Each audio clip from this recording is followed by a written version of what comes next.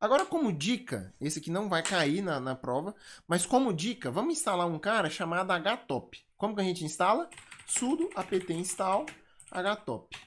Ele vai pedir senha, 1, 2, 3, 4. Ele vai ler lá, a gente vai dar um S, né? Depois que ele lê tudo. Aí, já instalou. Você vê que maravilha.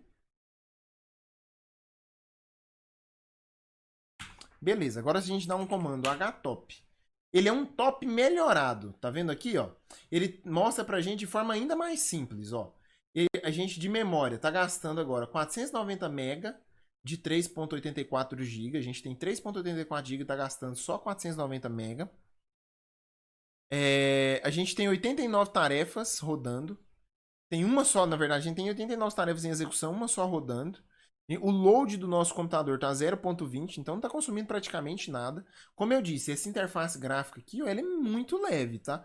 É muito difícil, pessoal, vocês pegarem um Windows ligado que consome 490 MB só de memória RAM.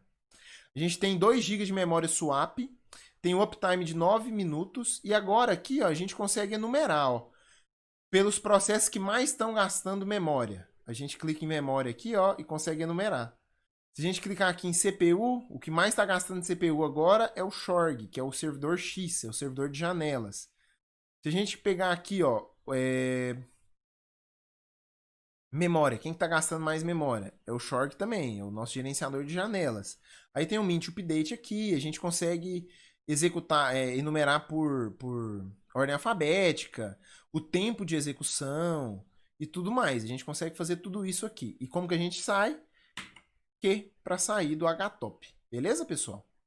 Então, basicamente, é assim que a gente verifica o desempenho do nosso computador, as informações de uso de processo, qual processo está usando mais CPU, qual processo está usando mais o quê. É assim que a gente utiliza. Se a gente digitar free, a gente vai ver aqui ó, a memória, as informações de memória do nosso computador. Se a gente digitar free -h, a gente vai ver que ó, ele tem 3.8 GB de memória RAM, está usando 479 MB e tem 2.6 GB livre. É bem tranquilo, né? Tá usando só 400 MB. Bem tranquilo. Faz uma gentileza. Vai no seu computador, dá um free -h, tira um print e coloca aqui no nosso fórum de dúvidas, só pra gente pensar e ver junto quanto que cada um tá consumindo e tudo mais.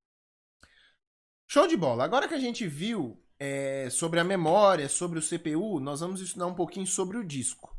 Vamos dar um CD barra para a gente mudar para nossa pasta raiz. Dá um ls-lra. Opa! O R não precisava, é só um ls-lha, tá? O R foi coisa da minha cabeça. Um ls-lha aqui no barra, ó. Nós estamos no barra.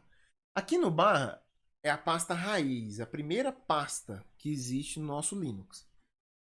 Aqui dentro a gente tem o bin, o boot, o cd-rom, várias pastas. E cada uma dessas pastas tem uma função específica. Por exemplo, o /bin e o /sbin contém os programas essenciais para carregar e administrar o sistema. Todos os programas que são necessários e são essenciais para carregar o sistema, para iniciar o seu Linux e para executar o sistema e administrar ele, estão no bin e no sbin, no /bin e /sbin. No /etc, a gente tem geralmente arquivos de configuração bem específicos da máquina. Vamos dar um ls no /etc.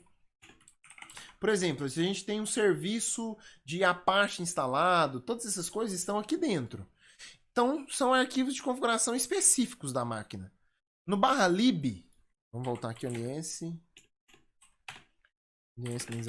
né?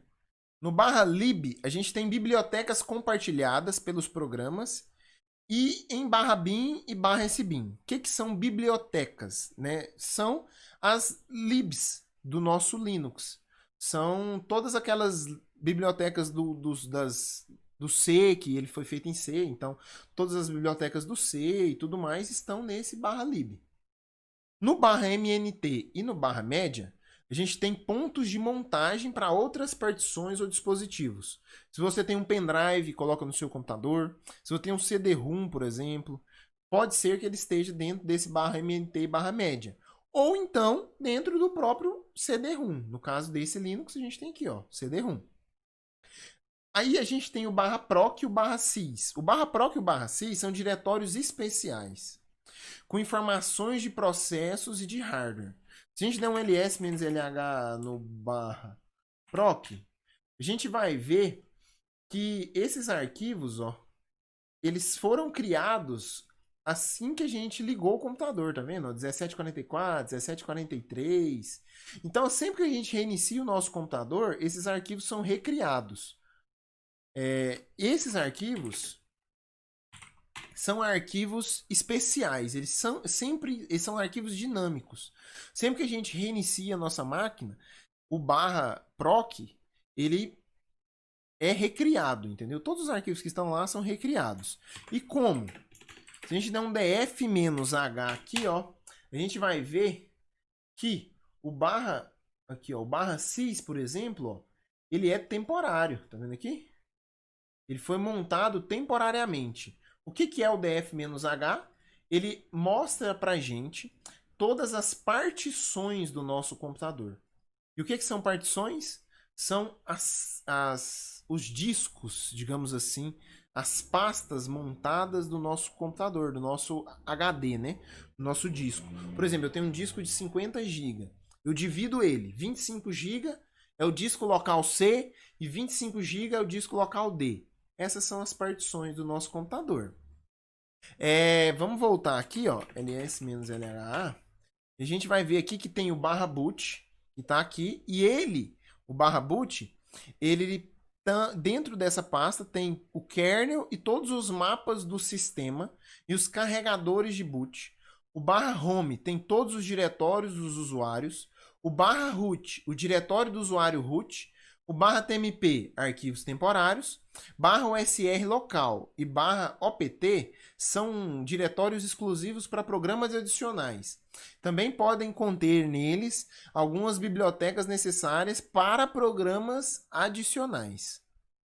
E depois a gente tem o /var, que salva dados de programas e arquivos correlacionados a esses programas. A gente também salva nele arquivos de log, bancos de dados, arquivos de sites. E também pode conter algum tipo de diretório compartilhado dentro do /var.